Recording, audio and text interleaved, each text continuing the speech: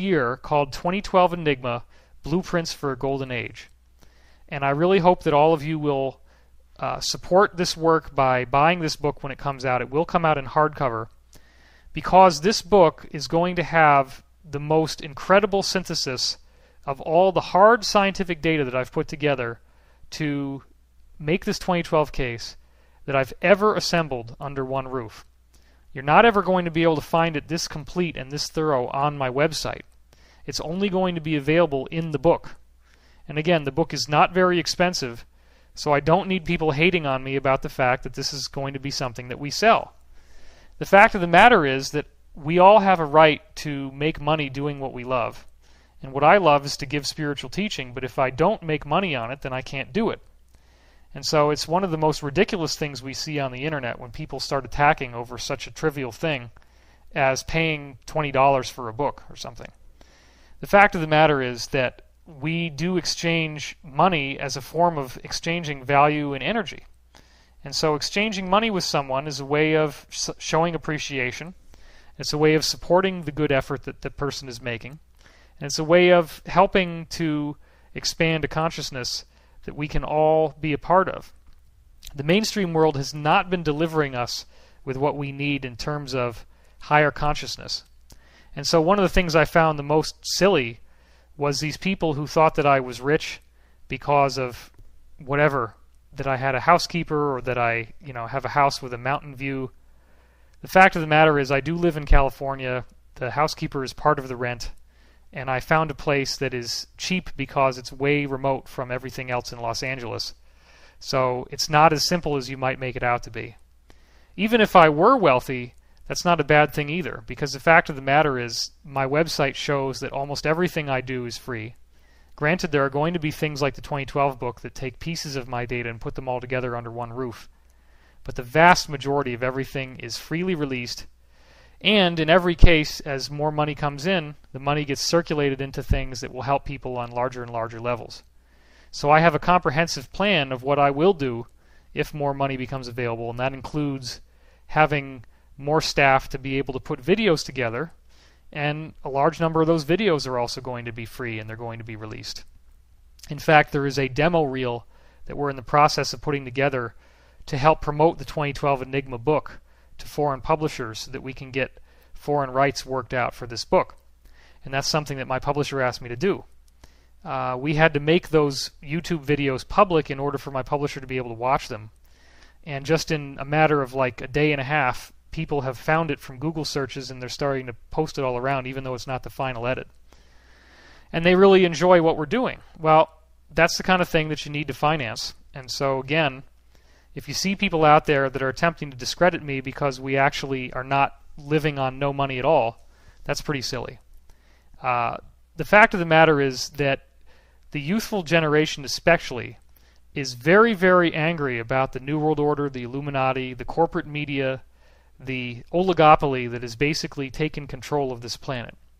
And as a result of that, what they seem to want is a cashless society, a society without money, because, let's face it, in modern society right now, it's very difficult to make money anything above the minimum to maintain some basic standard of living. Many, many people's jobs are only just enough to keep them above starvation and keep them in a place that they can live. This is not a time in our planet's history where abundance is a common phenomenon. With that being said, remember what I was telling you about before. If you have an issue where you are not in loving yourself on an intrinsic level, the universe does not send people to you who love you. They will often send people to you who are oppressors, who disrespect you, who deny you your rights. But as I said, there are no paradoxes. No situation is permanent. On a global level, the reason why these New World Order and Illuminati types are out there is because we have invited them to be there. In fact, when you study their philosophy, you realize that they are very keen on making sure that everything that they do is something that they are being requested to do, that they are being allowed to do. Because no one stops them, no one even notices what's going on. So one of the things they like to do is to hide out in the open, so to speak, which means that they will put together various clues and then distribute those clues right out in the open to show you who they are and what they're up to. The case in point, one of many, is the symbol on the backside of the dollar bill in American currency, which clearly shows a pyramid. Why is there a pyramid associated with American history? Why is there an obelisk in the middle of Washington, D.C. as the Washington Monument? Why would they represent the first president of the United States with an Egyptian obelisk? We see these things, they're put right out in front of our face, but we don't question them. We don't question why the Statue of Liberty has this curious crown on that looks like rays of sunlight coming out at the top of her head. Well, that's actually a symbol for the Egyptian goddess Isis, and the Washington Monument is a symbol for actually the severed phallus of the Egyptian god Osiris. So you have Isis and Osiris as two of the most prominent symbols in the American system in terms of actual large sculptures that we see here in the country that are identifiable.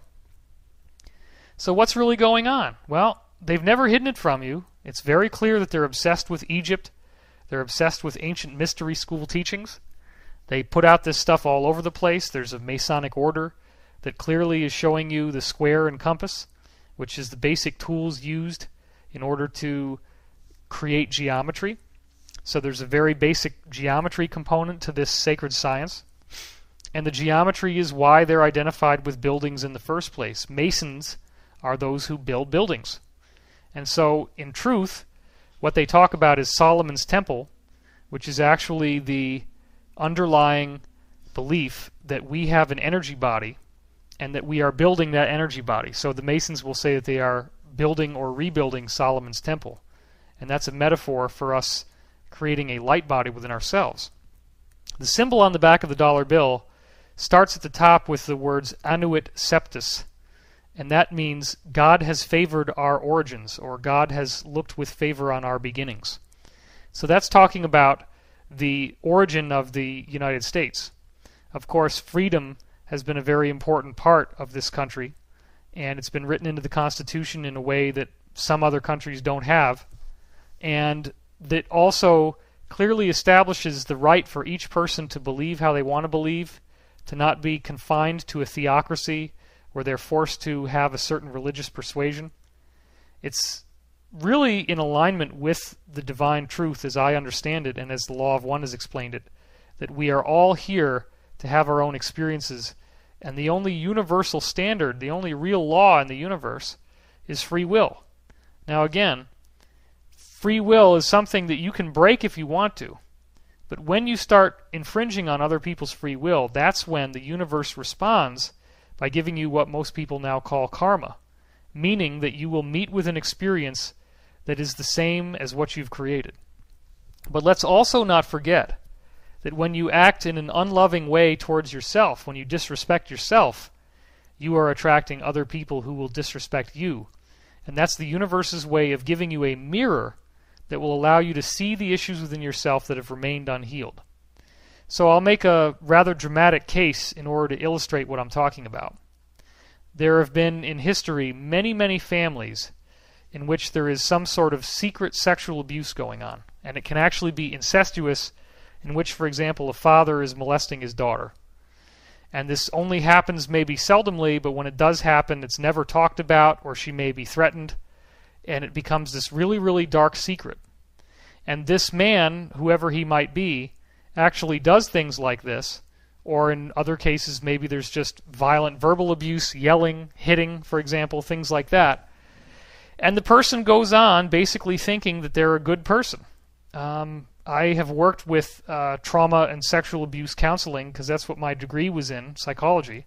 And I also spent a year on a suicide hotline, and so of course we had all the rape crisis intervention training.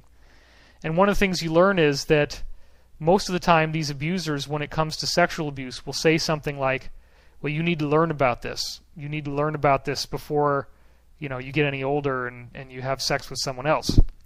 So there's all sorts of justifications that are made, and these justifications people actually believe. And so what they can end up doing is going through life and basically thinking that they're a good person and not really seeing the things that they've done as being bad. They might be very abusive. They might be verbally abusive. They might create an utterly miserable life for the people they love. And yet, honestly